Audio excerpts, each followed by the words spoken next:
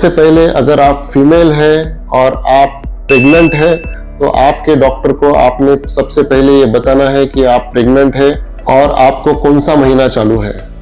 वो हिसाब से डॉक्टर का ट्रीटमेंट प्लान होता है, क्योंकि प्रेगनेंसी में बहुत सारी ट्रीटमेंट नहीं कर सकते हैं। जो सेकंड ट्राइमेस्टर यानी चौथे महीने से छठवें महीने तक ही कुछ ट्रीटमेंट अलाउ है।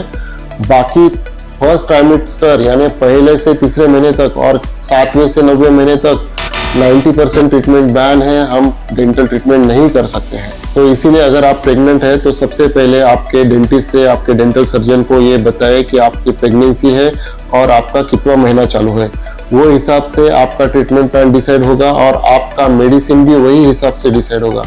अगर आप प्रेग्नेंट है और आपने आपके डेंटिस्ट को नहीं बताया कि आप प्रेग्नेंट है और गलत मेडिसिन दी गई तो आपको और आपके बेबी को भी हार्मफुल इफेक्ट्स हो सकते हैं।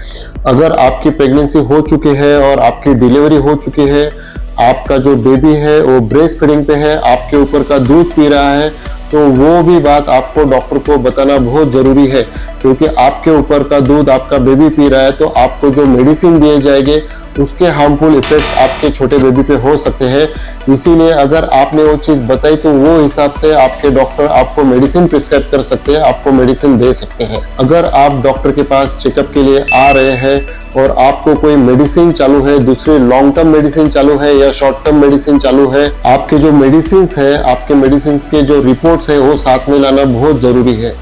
क्योंकि बहुत बार जो प्रिस्क्रिप्शन दिए जाते हैं वहाँ पे ब्रांड नेम रहते हैं, वहाँ पे मेडिसिन का कंपोजिशन क्या है वो मेंशन नहीं रहता है, तो डॉक्टर को नहीं समझता है कि ये कौन सा मेडिसिन है। इसीलिए अगर आप वो मेडिसिन साथ में लेके आए तो उस पर पूरा कंटेंट, उस पर पूरा कंपोजिशन लिखा रहता है, तो डॉक्टर को उससे मदद मिलती है कि आपको कौन सा मेडिसिन चालू है। अगर आपको दूसरा कोई लॉन्ग टर्म मेडिसिन चालू है या शॉर्ट टर्म मेडिसिन चालू है तो वो हिसाब से डॉक्टर आपको मेडिसिन प्रिस्क्राइब कर सकते हैं, या कुछ मेडिसिन वो खुद का नहीं दे सकते हैं, या जो मेडिसिन चालू है वो मेडिसिन बंद करवा सकते हैं। अगर आपको कोई कार्डियक डिसीज है, कार्डियक सर्जरी हो चुकी है, हार्ट अटैक आ चुका है, हार्ट स्ट्रोक आ चुका है और आपको एंटीकोएगुलेंट मेडिसिन चालू है यानी ब्लड थिनर चालू है, ब्लड थिन करने वाले, ब्लड पतला करने वाली, खून पतला करने वाली मेडिसिन चालू है, तो आपको वो मेडिसिन डॉक्टर को बताना बहुत जरूरी है। जैसे कि एस्पिरिन है, वो मेडिसिन आपको डॉक्टर को बताना बहुत जरूरी है, आपके डेंटिस्ट को बताना बहुत जरूरी है।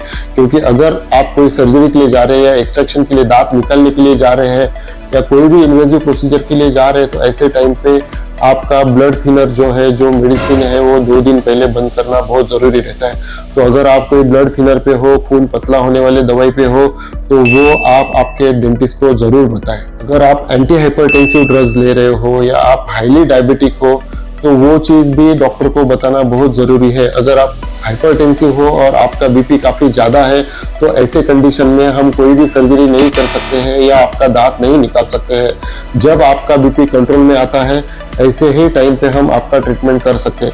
अगर आपने वो मेडिसिन के बारे में या उसके बारे में नहीं बताया और आपका बीपी ज़्यादा है और गलती से दांत निकाल दिया या कोई सर्जरी कर ली, तो ऐसे इसमें आपका खून रोक पाना बहुत मुश्किल हो जाता है। और ऐसे इसमें अगर आपको घर भेज दिया और आपका खून नहीं रुका तो रात भर में खून कम होने के कारण बीपी फॉल हो सकता है और बीपी फॉल होने के कारण आपकी कंडीशन फैटल हो सकती है, डेथ भी हो सकती है।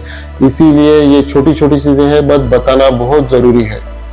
अगर आप हाईली डायबिटिक हो, अनकंट्रोल्ड डायबिटीज है, तो वो भी चीज बताना जरूरी है। क्योंकि ऐसे कंडीशन में कोई भी सर्जरी या विजडम टूथ निकालना या दांत निकालना नहीं हो सकता या इम्प्लांट प्रोसीजर नहीं हो सकती है। जब तक आपका शुगर लेवल मेंटेन नहीं हो तब तक ये प्रोसीजर्स नहीं हो सकती है। अगर आप हाईली अनकंट्रोल्ड डायबिटीज है और आप ऐसा कुछ सर्जरी हो जाए और आपके वुंड जो जख्म है वो हील ना हो पाए तो आपको काफी सारी दिक्कतें आ सकती है। आपकी वुंड हील नहीं होगी, आपकी जो जख्म है हील नहीं होगी और बढ़ती जाएगी। इसकी वजह से आपको सेप्सिस हो सकता है और ये भी कंडीशन फैटल हो सकती है।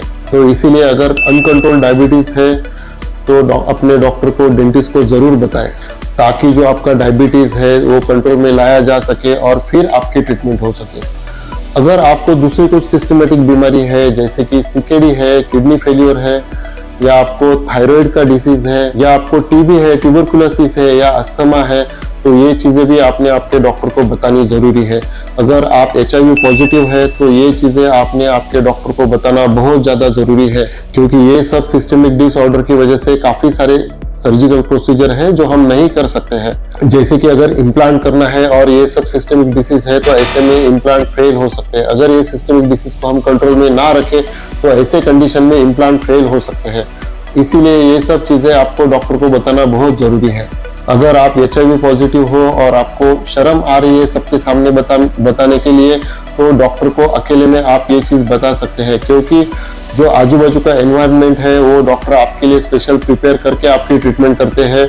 और उसके बाद अगर आप ये चीज़ नहीं बताएंगे तो उसके बाद जो आने वाले पेशेंट है उनको आपकी वजह से इन्फेक्शन हो सकता है और HIV फैल सकता है।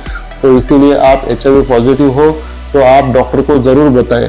अगर आप HIV पॉजिटिव हो और आप डॉक्टर को नहीं बताएं तो आपके लिए भी जो ट्रीटमेंट कर रहे हैं उसमें दिक्कतें आ सकती हैं और आपको उसका काफ़ी सारा प्रॉब्लम हो सकता है। इसीलिए अगर सर्जिकल प्रोसेस है या दांत भी निकालना है या कुछ भी चीज़ें करनी है, अगर आप HIV पॉजिटिव हो तो डॉक्टर को ज़रूर बताएं। तो अगर आपके मन में इसके बारे में और कुछ कंफ्यूजन है या आपको और कुछ पूछना है और कुछ जानकारी चाहिए तो आप मुझे कमेंट बॉक्स में पूछ सकते हैं, या जो हेल्पलाइन नंबर दिया गया है उस पर आप इंक्वायरी कर सकते हैं या कॉल कर सकते हैं, वहां पे आप पूछ सकते हैं।